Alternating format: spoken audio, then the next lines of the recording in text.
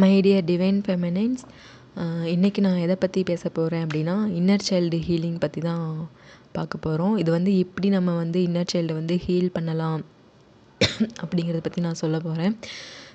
Because வந்து நம்ம இந்த ட்வின் ஃப்ளேம் ஜேர்னியில் என்டர் ஆனதுக்கப்புறம் நமக்கு வந்து இந்த இன்னர் சைல்டை ஹீல் பண்ணுறது வந்து ரொம்ப இம்பார்ட்டண்ட்டாக இருக்குது. ஏன்னா வந்து நம்ம ஹீல் ஆகும்போது தான் வந்துட்டு இந்த ஜேர்னிலேருந்து நம்ம நெக்ஸ்ட் லெவலுக்கே மூவ் பண்ண முடியும். இல்லைன்னா வந்து அகெயின் ட்ரிகர்ஸும் பெயின்ஸும் நம்ம லைஃப்பில் திரும்ப திரும்ப வந்துகிட்டே இருக்கிறதுக்கு நிறையா சான்ஸ் இருக்குது.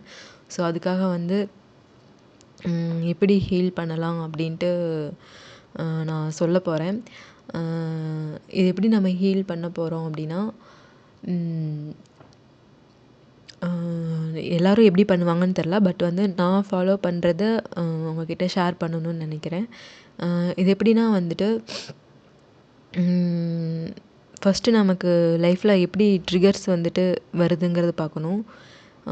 ட்ரிகர்ஸ் யாராவது மூலமாக வந்துச்சு அப்படின்னா அதை நம்ம நோட்டில் எழுதி வச்சுக்கணும். எனக்கு வந்து இன்றைக்கி நான் வந்து என்ன ஃபீல் பண்ணினா, இவங்க ஒருத்தவங்க வந்து எனக்கு இப்படி பண்ணிட்டாங்க, அதனால வந்து எனக்கு இது ட்ரிகர் ஆகிட்டு நான் இந்த மாதிரிலாம் ஃபீல் பண்ணினேன், சேடாக ஃபீல் பண்ணினேன், அபண்டன் பண்ண மாதிரி ஃபீல் பண்ணேன், அந்த மாதிரி எதுவாக இருந்தாலும் அதை வந்து ஒரு நோட்டில் எழுதி வச்சுக்கணும்.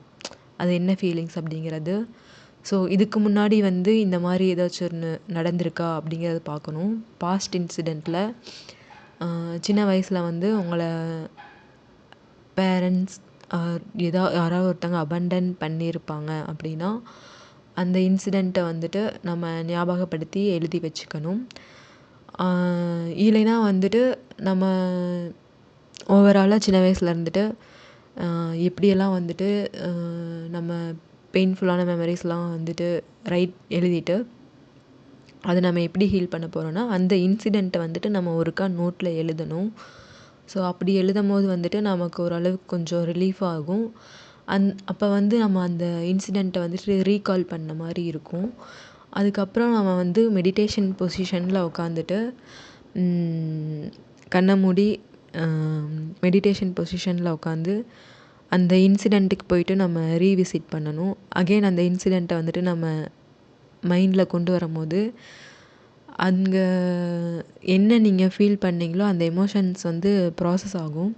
அப்போ வந்து நமக்கு எமோஷன்ஸ் வெளியே வரும். அழுகையாக வரும், கோபம் வரும், எதுவாக இருந்தாலும் அந்த எமோஷன்ஸ் வந்து ப்ராசஸ் ஆகும். அதை வந்துட்டு நம்ம ஃபுல்லாக ப்ராசஸ் பண்ணிடணும்.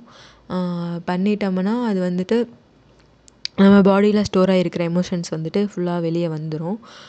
அண்டு வந்து அந்த இன்னர் சைல்டுக்கு வந்து நம்ம ஒரு ஆறுதலான வார்த்தைகள் சொல்லணும். இப்போ வந்து உங்கள் இன்னர் சைல்டு வந்து ரொம்ப பயந்துருக்கு அப்படின்னா, நீங்கள் வந்து அதுக்கிட்ட போய் சொல்லணும், it's okay, you are safe, நீ சேஃபாக இருக்க, ஒன்றும் பிரச்சனை இல்லை, உனக்காக நான் இருக்கேன் அப்படின்னு உங்களுக்கு நீங்கள் எப்படி ஒரு ஆறுதலான வார்த்தை சொல்லிப்பீங்களோ அந்த மாதிரி வந்து அந்த இன்னர் சைல்டுக்கு சொல்லிக்கணும். சொல்லி அதை நீங்கள் வந்து அது வந்து எப்படி ஃபீல் பண்ணுதுன்னு பாருங்கள். அது வந்து லவ் ஃபீல் பண்ணிச்சு, சேஃபாக ஃபீல் பண்ணிடுச்சுன்னா அது வந்து உங்கள் கூட இன்டெக்ரேட் பண்ணிக்கோங்க. ஸோ அவ்வளோதான் வந்து ஹீலிங். ஸோ இப்படி தான் வந்துட்டு ஒவ்வொன்றா ஹீல் பண்ணணும். ஸோ எனக்கு தெரிஞ்ச மெத்தட் வந்து நான் சொல்லியிருக்கேன். இப்படி ஹீல் பண்ணலாம். சம்டைம்ஸ் வந்து இன்னர் சைல்டு வந்து நம்மக்கிட்ட பேசும், எனக்கு அது வாங்கி கொடுங்க, இது வாங்கி கொடுங்க அப்படின்ட்டு. இப்போ எனக்கெல்லாம் வந்து என்னோடய இன்னர் சைல்டு வந்து டெய்ரி மில்க் வாங்கி கொடுங்க, கொலுசு வாங்கி கொடுங்க, அந்த மாதிரிலாம் கேட்டிருக்கு. ஸோ இது எதுவாக இருந்தாலும் வந்து அந்த திங்ஸ் எல்லாம் வந்து உங்களுக்கு நீங்களே வாங்கி கொடுக்கறக்கு ட்ரை பண்ணி பாருங்கள். ஸோ இன்னர் சைல்டு கூட வந்து கனெக்ட் பண்ணி நம்ம ஹீல் பண்ண இன்னர் சைல்டு வந்து நம்ம கூட கனெக்ட் ஆகிட்டு அது நம்மக்கிட்ட பேசலாம் செய்யும். ஸோ இப்படி தான் நான் வந்து நம்ம ஹீலிங் ஜேர்னியை வந்துட்டு ஸ்டார்ட் பண்ணணும். ஸோ எனக்கு தெரிஞ்சதை சொல்லியிருக்கேன். ஸோ உங்களுக்கு யூஸ்ஃபுல்லாக இருந்துச்சுன்னா நீங்களும் ட்ரை பண்ணி ஹீல் பண்ணுங்கள்.